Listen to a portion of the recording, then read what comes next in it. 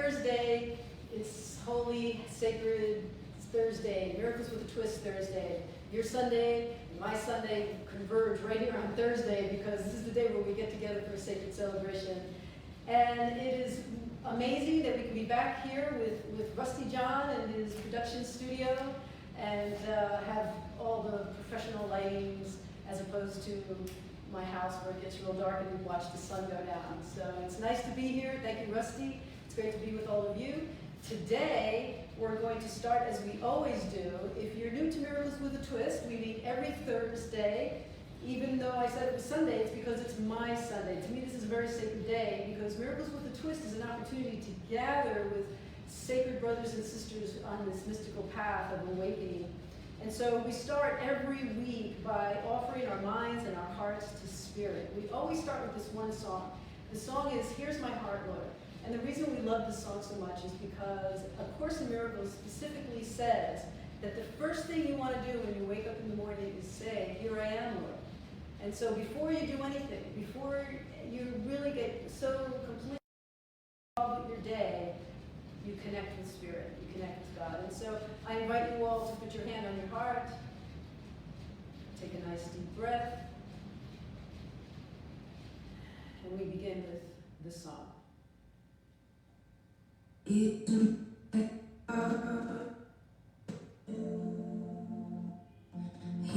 my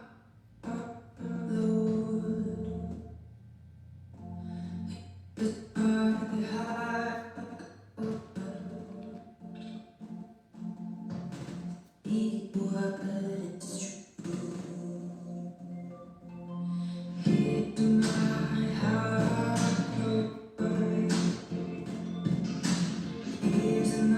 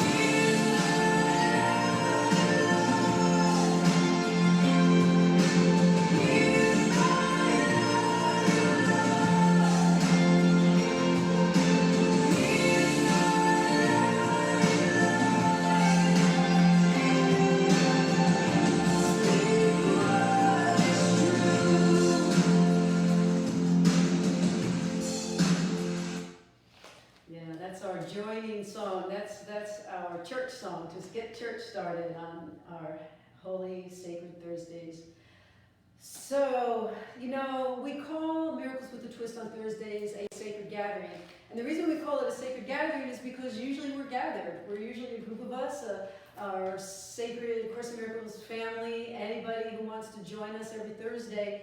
And we have interaction, we pray together, we have blessings together.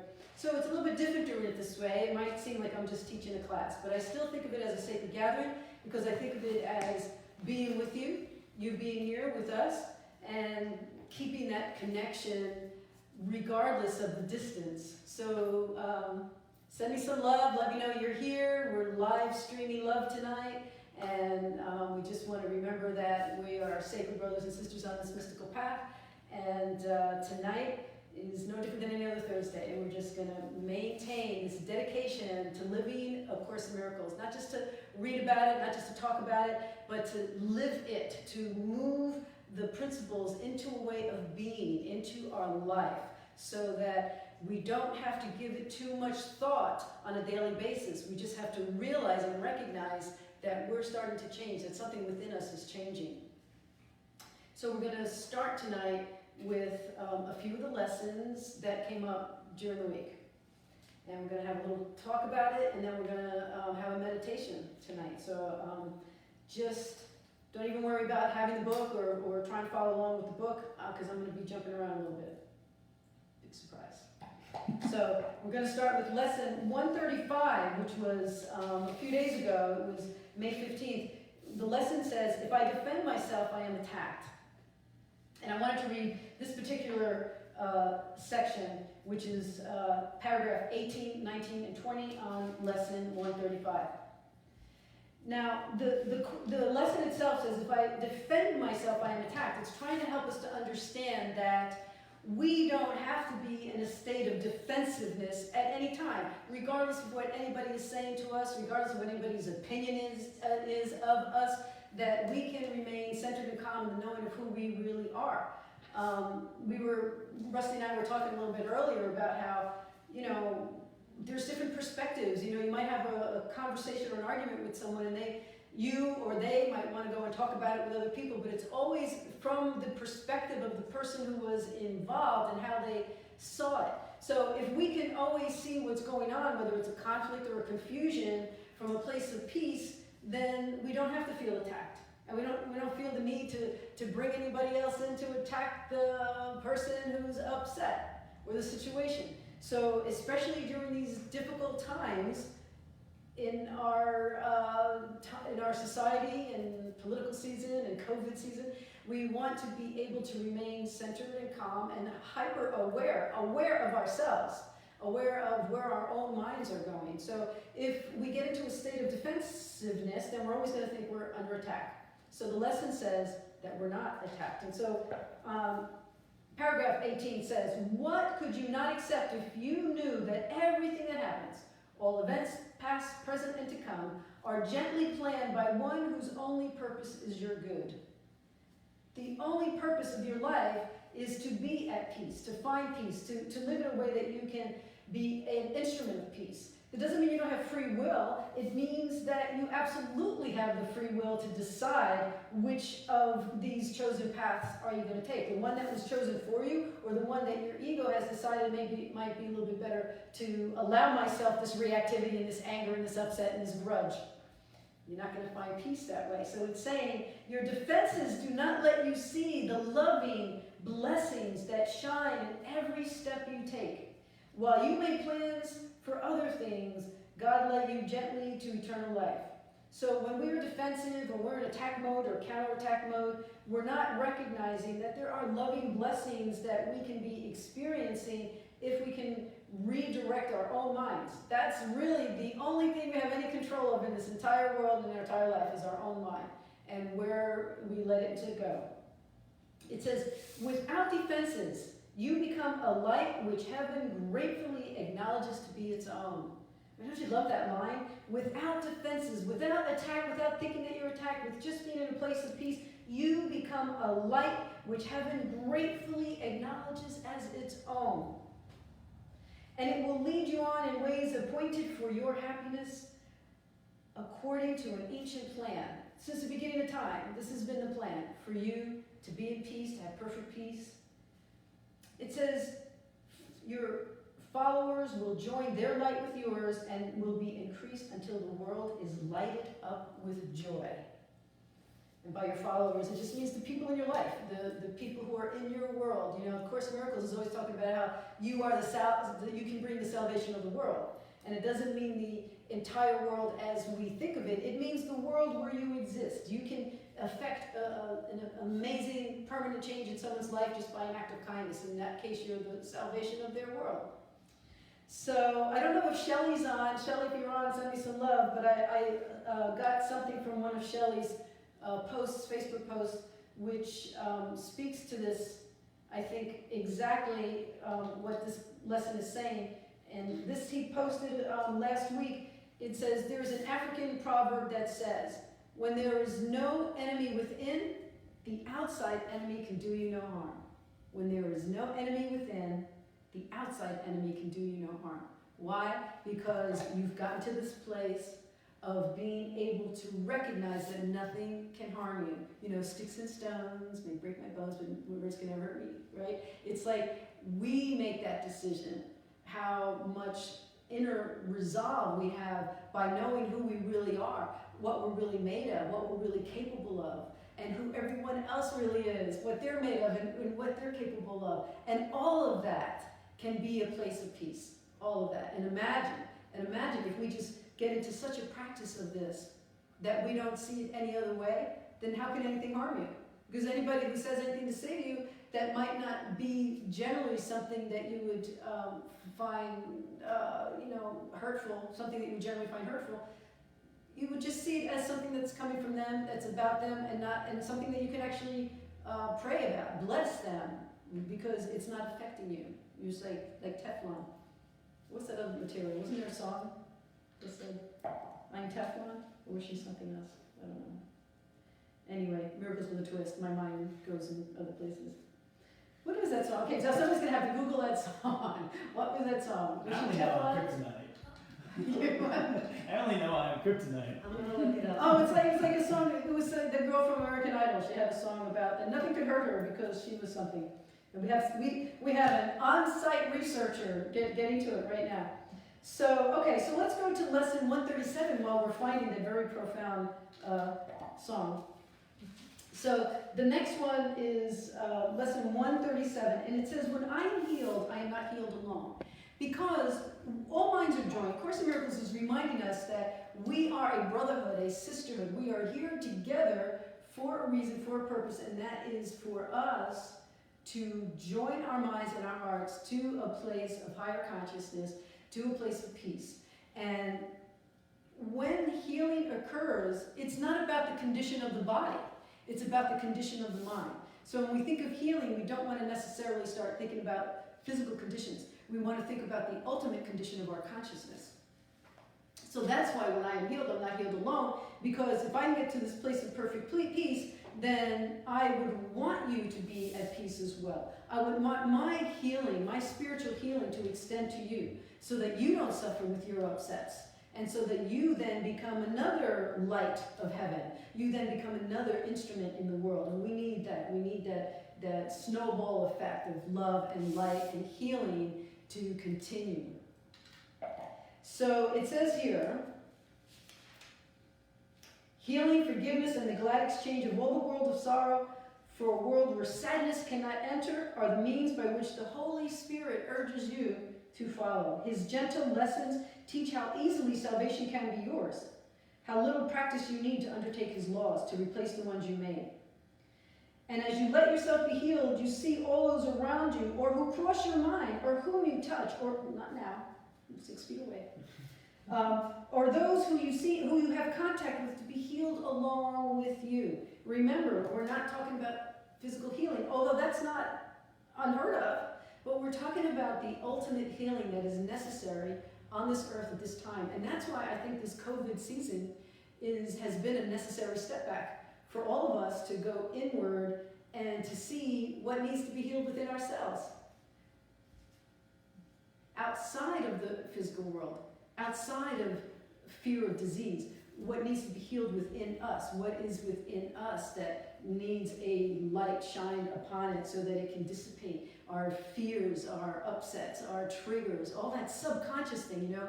For years we call it the ego, but we understand that it's subconscious programming. It's all this stuff that has us gripped, right? And it's the stuff that little by little we can start to look at and recognize and dismantle its hold on us. Because we recognize that the true hold that we want to hold on to is the light, the connection that we have to heaven. Did you find it? You notice Teflon Tim was on American Idol. Oh yeah, I know there's somebody out there who knows what song I'm talking about. So it says, remember our function as spiritual beings, as people rising, is to let our minds be healed, that we may carry healing to the world. Her name was Michelle something. That we may carry healing to the world, exchanging curses for blessings, pain for joy, and separation for the peace of God. Imagine changing curses for blessing, that somebody would, in anger or even just energetically to curse you, and you respond that with a blessing. Not in a trivial, arrogant, self-righteous sort of way, but a true blessing, a true sense of wanting the energy between you to be blessed and to be transformed to love. Of course, Miracle says that's always the miracle. Anything that transforms to love is a holy instant, and it's a miracle. And so if we can bless those who curse us, I think that's in the Christian scriptures as well. Bless those who curse us, and it's a holy instant, it's a miracle. And when we do that, when we make a habit of doing that, we become an instrument of blessing, a continuous source of blessing in the world. And I guarantee you that when you don't want to argue, when you're not feeling engaged energetically in an upset, it will dissipate. Because you've changed your energy as well, and you're putting love out instead. So it says, offer blessings where once there was attack. Okay, so now in 137, there's something else in here that I wanted to point out, which is where it says is that it's a choice for us. We can make a decision to choose heaven. And when we make the decision to choose heaven, we are making the decision to choose light. And when we don't do that, it doesn't mean it's not there. It just means that we're choosing not to see it. We're choosing not to interact with it. It's no different than if you're in a bad mood on Saturday afternoon and you decide to close all your blinds in the house and just sit there and it's not a sunny day, it's dark and dreary. And your friends call you up and they go, no, it's beautiful, it's sunny out, open the window. But you make that decision. You either get up and open the blinds or you sit down and decide that it's dark. It's a decision you make. And when you get up and you make the decision, you open the blinds and you see the light. You say, oh yeah, it is a good day. It's the same thing with our spiritual path. We make a decision to move toward the light or to pretend it's not there. But just because we're pretending it's not there doesn't mean it's not. This reminds me of a story about Carvel ice cream. When I was living in Charlotte, North Carolina, and I've told this before, but I think it might make a point. I don't know, we'll find out at the end. I was living in Charlotte, and I was doing some work outside of Charlotte, and if you know the Carolinas, it's a little bit different than Florida. In Florida, we have one county with lots of towns, and in North Carolina, there's like one town and everybody knows everybody, and then there's the next town and everybody knows everybody. So I was in the town of Charlotte, but I was doing work in the town right next door, and that town, I think, was called Concord. So I was telling a friend of mine that one of the best things that happened in my day was that I stopped for Carvel ice cream, and it was delicious, because I hadn't found any Carvel ice cream in the whole time that I was living in Charlotte. And she said, Matthews, North Carolina, that's what it was. She was from Matthews, and she said, there's no Carvel in Matthews. And I said, yeah, there is, because I just had ice cream at the Carvel in Matthews. And she was like, no, there's no, I was born and raised there. I lived there my whole life. There's no Carvel in Matthews.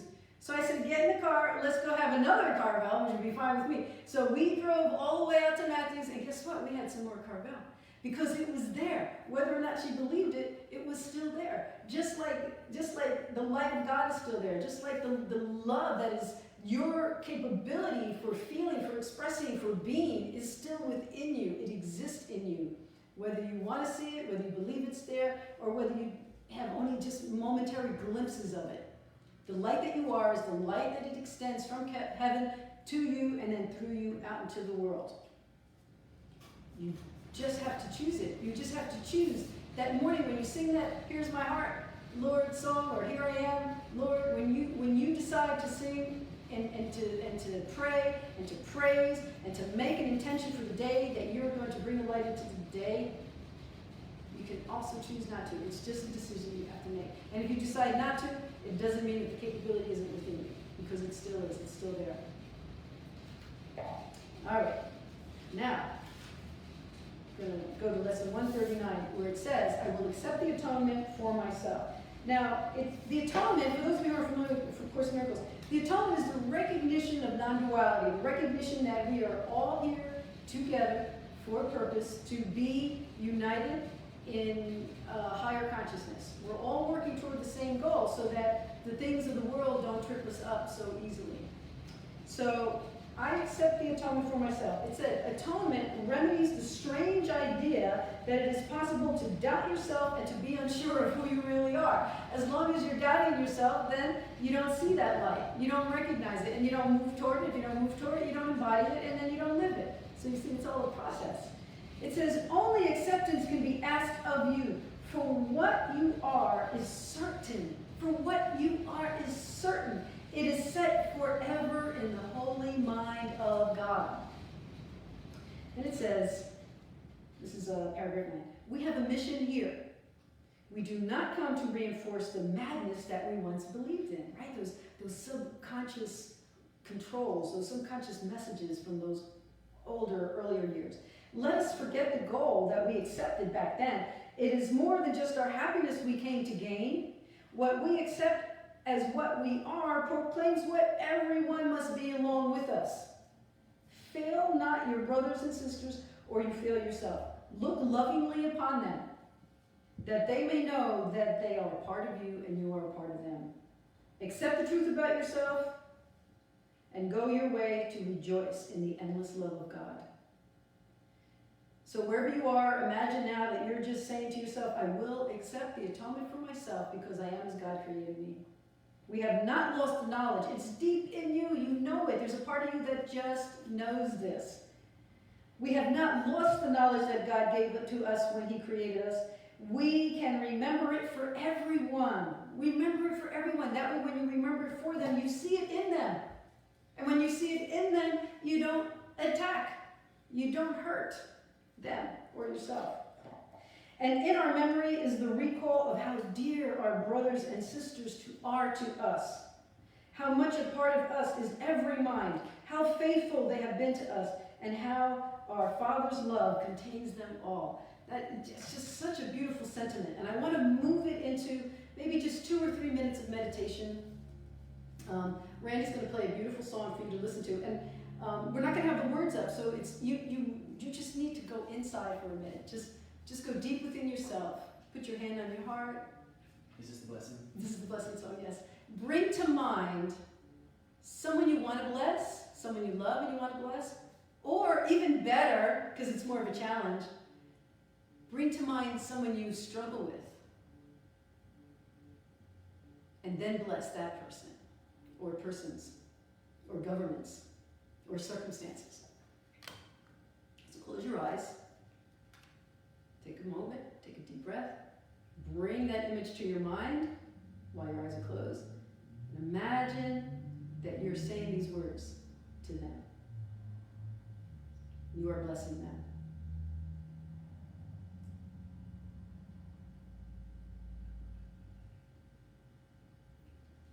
If it doesn't come up, you're going to have to sing. Rusty will sing for us.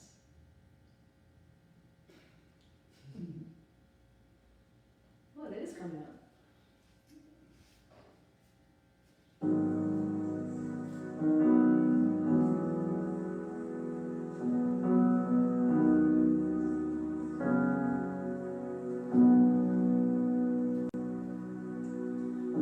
Lord bless you.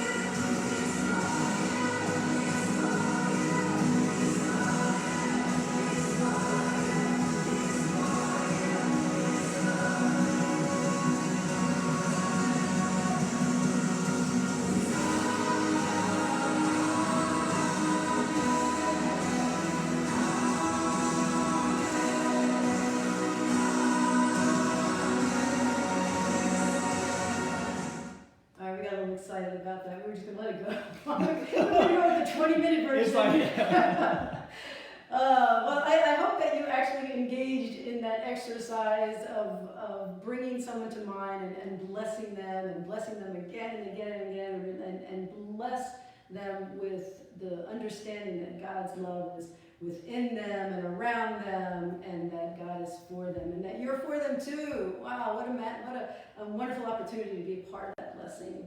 So thank you for doing that with me. And we were just really having church here in the studio. It was really wonderful. So I hope that brought you a little bit of peace. And it's a beautiful song.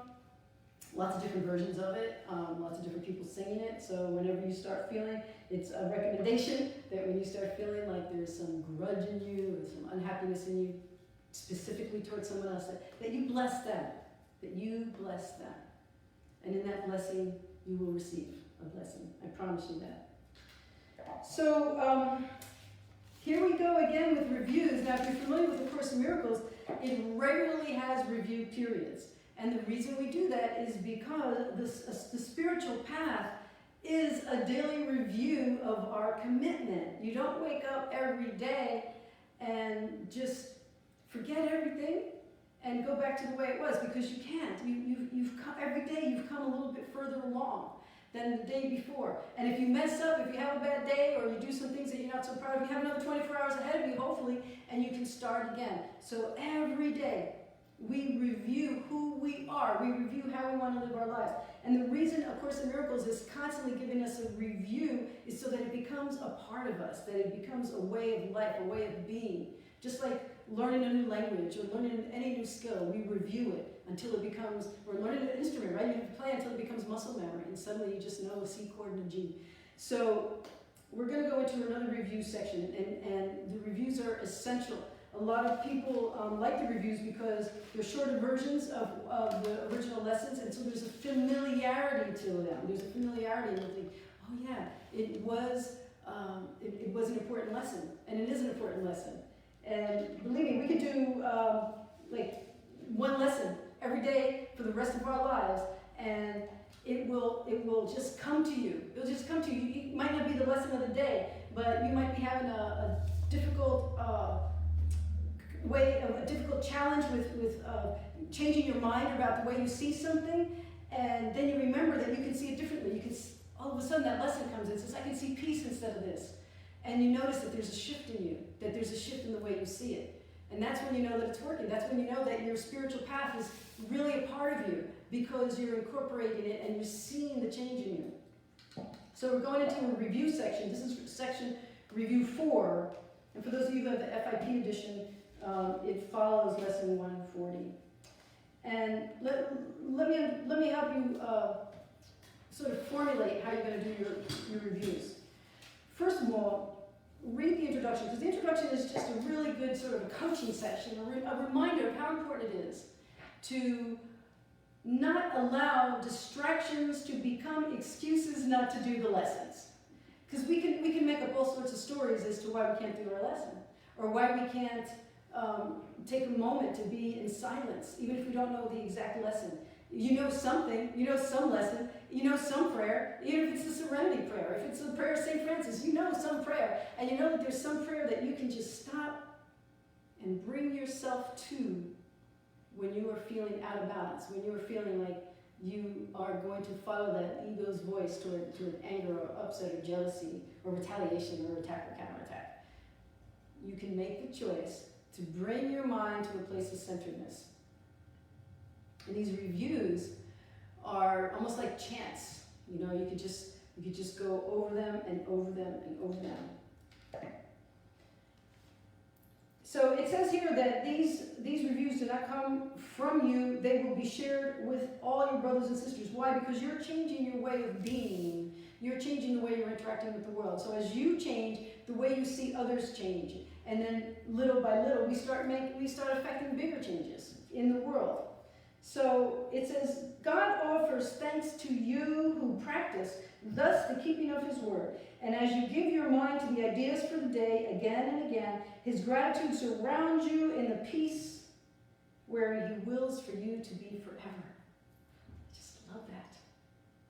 God's will is for you to be in peace forever. And when you join with God on a daily basis, you are surrounded by that peace. That is your guarantee. That is like your daily vitamin, is the peace of God. So, lesson 141, we start lesson 141, so I'll give you an idea of how it works. They give you a lesson. So, lesson 141, which is May 21st, it says, my mind holds only what I think with God, and then it tells you two things.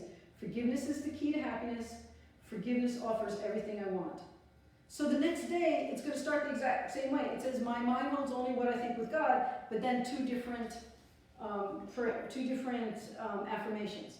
So every day of the review is going to start with this sentence, my mind holds only what I think with God. Why does it say that over and over and over again? Because it wants you to be aware of where your mind goes. It's the only thing that we have the ability to make, affect change, to make decisions about where our mind goes. Sometimes we don't think we have a right. Sometimes we think it's like off on its own, just going rampant. We can stop. We can stop. So today, my mind holds only what I think with God. Forgiveness is the key to happiness. Forgiveness offers everything I want. So that's what you're going to do. You're going to start your day every day during the review period. It's all going to be the same. My mind holds only what I think with God, and then there's going to be two affirmations that follow. So today says forgiveness is the key to happiness. Forgiveness offers everything that I want. So when we do these lessons, we can take whatever time we want. You can get up in the morning and just start to read the lesson, the original lesson that came up before we got to the review. You can make the decision, if there's another lesson that suits you, to at least make it a part of your commitment, make it a part of your daily practice, make it a part of your decision. Because we're halfway through the year. It's almost June. Remember, we started in January saying that we're making a spiritual commitment to live A Course in Miracles. And if A Course in Miracles is not your chosen path, if you're just here in life, just listening in to see what it's about, then there is a path for you. It doesn't have to be something that is named with a religion or a dogma or even A Course in Miracles. It just has to be your connection to Spirit, your commitment to Spirit. And as long as you have that commitment, and as long as you're continuously moving in that direction, then it will become a part of who you are. It just becomes a decision that feels more right for you than to go off in the other direction. The other direction won't feel good anymore. You won't find peace anymore. Because remember, there might have been a time when you found peace by, I don't know, telling somebody something in anger. And you call your friend to me, I told him, I told her, I said this, I said that. And everybody was like, wow, that's amazing. But you know what? Hopefully your friends don't think that anymore. Right? Hopefully we've started to have the kind of spiritual relationships that when our friends or we have that level of anger, that we can remember to help each other think differently. And I don't mean in a proselytizing sort of way or reprimanding, just to say, you know what, maybe we can see it differently.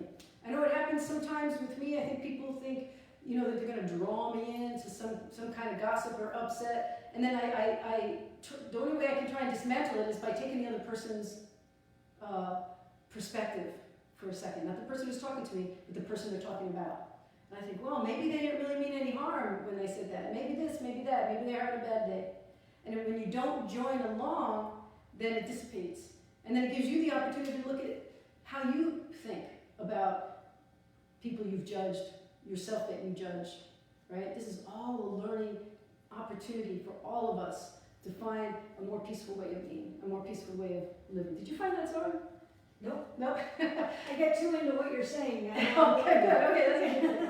All right, do we have any questions? Any questions out there? No? No questions. All right. So it says here, 5 minutes with each thought would be enough to set the day along the lines of the life that God has appointed and to place His mind in charge of all the thoughts that you will receive. They will not come to you alone.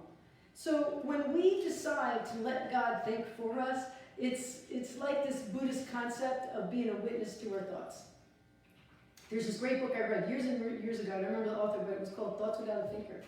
And it was all about recognizing the ability that we have to observe our own thoughts.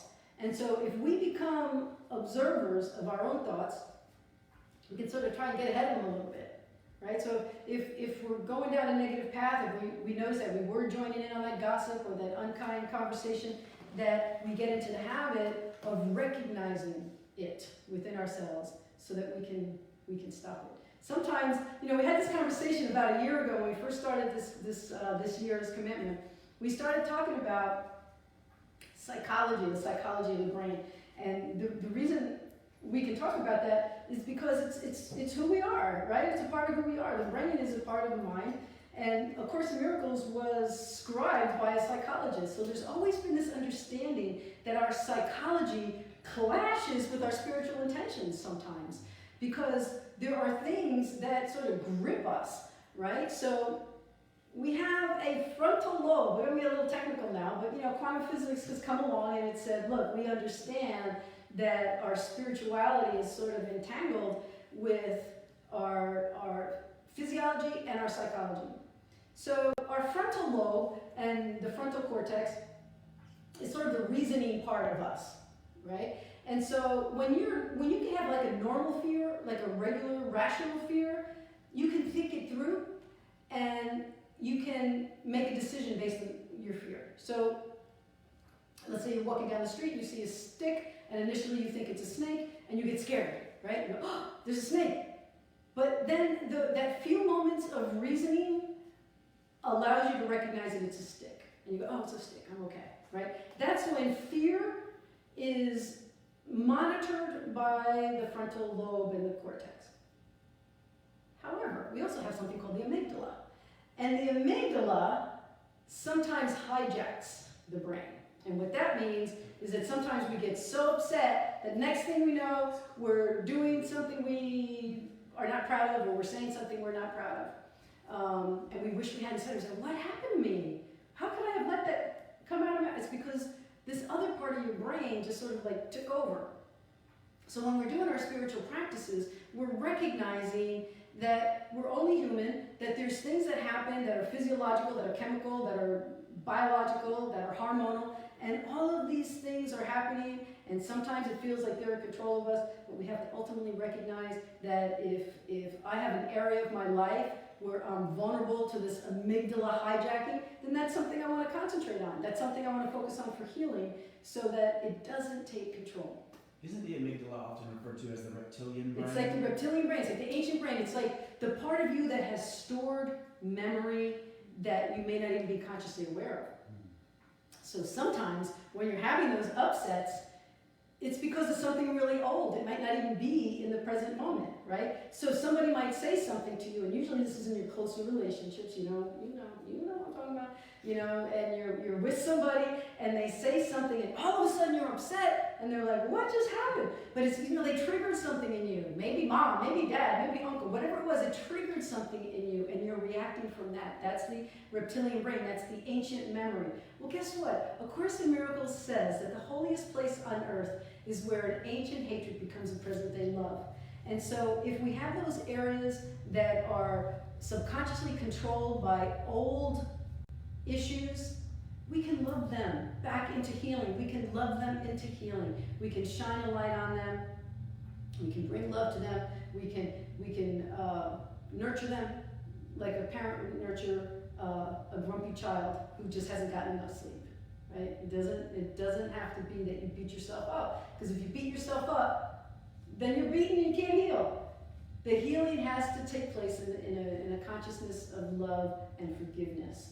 Even that silly old amygdala that tries to hijack you.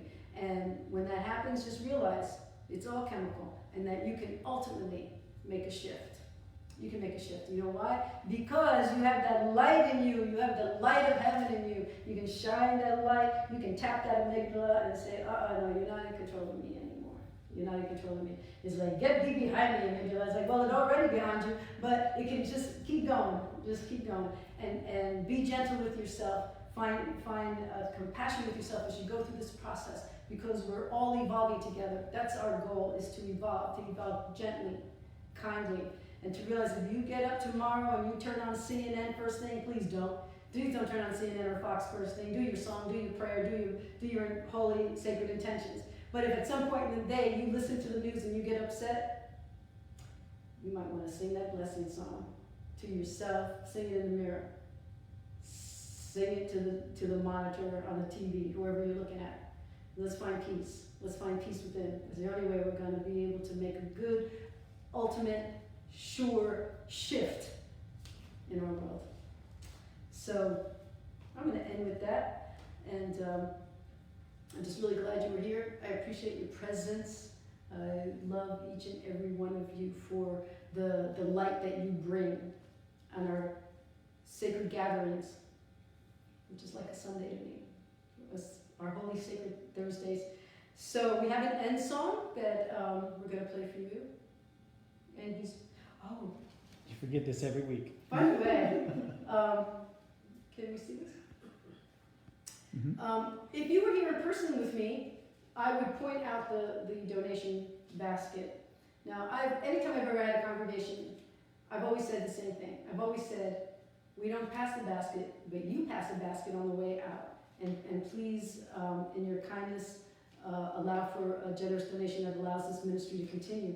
So this is the cyber version of donation, is all the options that Rusty has placed up on the banner. Thank you, Rusty, for reminding me to pass the basket. You can go to PayPal, you can go to Cash App, and Venmo. Is that how you say it? Venmo? Mm-hmm. All right, thank you. All right, so let's all take a nice deep breath as we give thanks for the light that we are, for the light that we bring into the world. Remember to wake up every day and just ask for direction. Here I am, God. Please enjoy this end song. I love you, Lord. Oh, your mercy never fails me. All my days I've been held in your hand. From the moment that I wake up until I lay my head, oh, I will sing of the goodness of God.